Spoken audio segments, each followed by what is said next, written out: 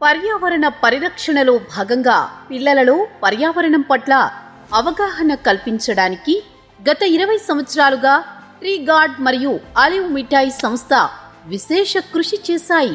ఇప్పటి వరకు మట్టి విగ్రహాల తయారీ, వాటి ప్రాముఖ్యత, ప్లాస్టర్ ఆఫ్ ప్యారిస్ విగ్రహాల వల్ల ఏర్పడే ముప్పు, వాటి వల్ల వచ్చే దుష్పరిణామాలను పిల్లలకు వివరంగా వివరిస్తూ ఇప్పటి వరకు కొన్ని వందలాది పైగా పాఠశాలల్లో వర్క్షాప్స్ కండక్ట్ చేస్తూ 10 లక్షలకు పైగా విగ్రహాలను ఉచితంగా అందజేసింది. మట్టితో సహితం భారీ మట్టి విగ్రహాలను నెలకొల్పవచ్చని నిరూపించి వాటిని విజయవంతంగా హుస్సేన్ సాగర్లో నిమజ్జనం చేసి భారీ మట్టి విగ్రహాలకు ప్రచారం చేసి కాలనీల్లో, అపార్ట్మెంట్స్, అసోసియేషన్స్లలో, మండపాల్లో విజయవంతంగా నిలబెట్టడానికి మార్పును తీసుకురాగలిగింది.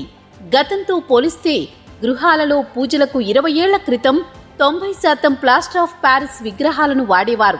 ఇప్పుడు కేవలం 10% మంది మాత్రమే గృహాలలో పూజలకు ప్లాస్టర్ ఆఫ్ ప్యారిస్ విగ్రహాలను, 90%కి పైగా మట్టి విగ్రహాలను వాడుతున్నారు. ఇది ట్రీ గార్డ్, ఆలివ్ మిఠాయి సంయుక్తంగా సాధించిన విజయం. ఈ ఉద్యమాన్ని ప్రప్రథమంగా గత 2 దశాబ్దాలుగా ట్రీ గార్డ్ మరియు ఆలివ్ మిఠాయి సంయుక్తంగా నిర్వహిస్తున్నారు.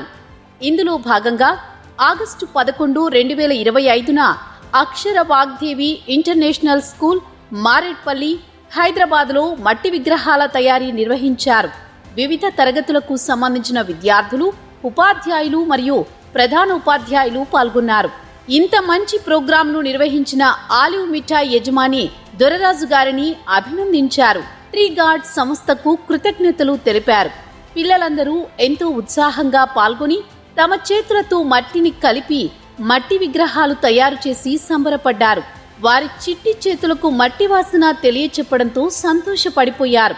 ఈ మొత్తం కార్యక్రమం ద్వారా వారి మెదడులో పర్యావరణ ఆవశ్యకత అనే బీజాన్ని నాటడం ట్రీ గార్డ్ సంస్థ ప్రధాన ఉద్దేశ్యం. దీనికి పూర్తిగా సహాయ సహకారాలు అందించిన ఆలివ్ మిఠాయి టీంకు అందరూ అభినందనలు తెలిపారు.